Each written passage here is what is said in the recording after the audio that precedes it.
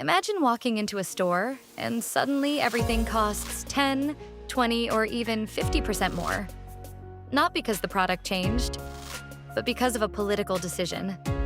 In 2025, USA President Donald Trump rolled out the most aggressive tariff strategy America has seen in nearly a century.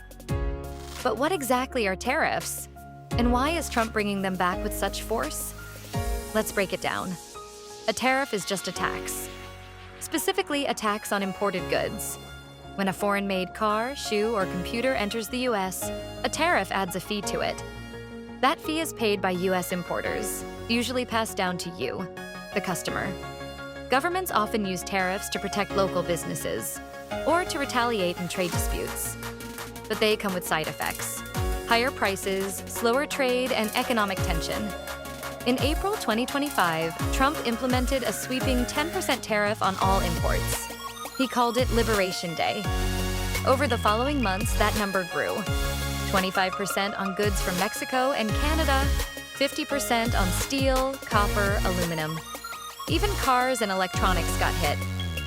Some countries, like Japan and Vietnam, negotiated exemptions. Others, like China, faced even heavier scrutiny. By mid-2025, the US average tariff rate had jumped to levels we haven't seen since the 1930s. Trump says the tariffs are about protecting America.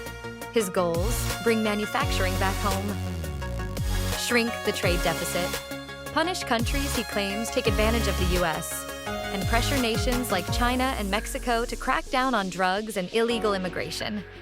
He used an emergency powers law called the International Emergency Economic Powers Act, or IEPA, to bypass Congress and set the tariffs himself. Here's the twist. Tariffs sound like a tax on foreign countries, but most of the cost hits Americans. Importers raise their prices. Manufacturers see higher costs. And families feel it at the checkout line.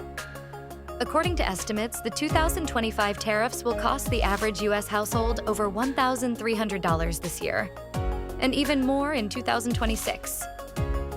Some companies, like Hasbro and General Motors, are absorbing the losses just to stay competitive. Of course, other countries didn't just sit back. Canada hit back with 25% tariffs on US goods. The European Union responded with tariffs of their own. Even friendly allies started shifting their supply chains away from the US. Global trade patterns are changing. Some economists warn this could slow down the entire global economy. In May 2025, a federal court ruled that Trump's use of emergency powers for tariffs may be unconstitutional. In VOS Selections, Inc. v. United States, the Court of International Trade declared that Trump exceeded his authority under IEEPA. It vacated 10% baseline and the Liberation Day tariffs with a permanent injunction. But here's the catch.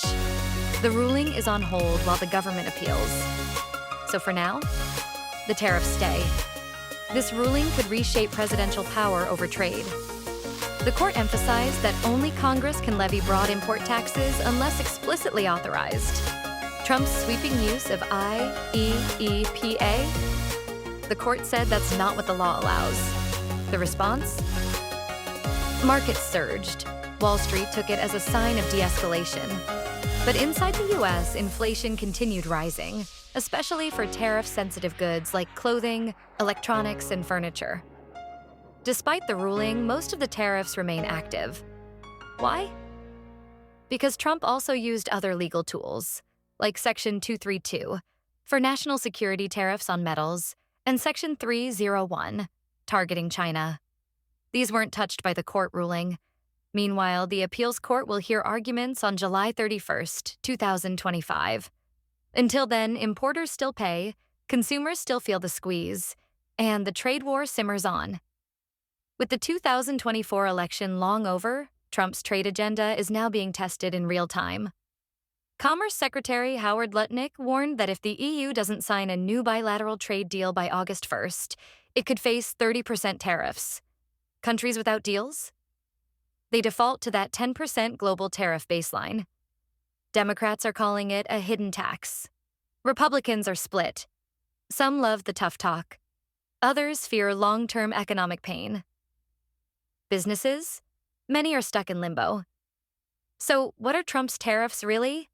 They're a high stakes gamble, a bold play to rebuild U.S. industry, punish trade partners, and rewrite the rules of global commerce. But they've also raised prices at home, strained international alliances, and triggered serious legal pushback. Whether this strategy delivers long-term gain or long-term pain, only time will tell. If you found this breakdown helpful, hit that like button, share it with someone who needs to know the facts. And don't forget to subscribe for more sharp, no-fluff explainers on global events that actually matter. See you in the next one.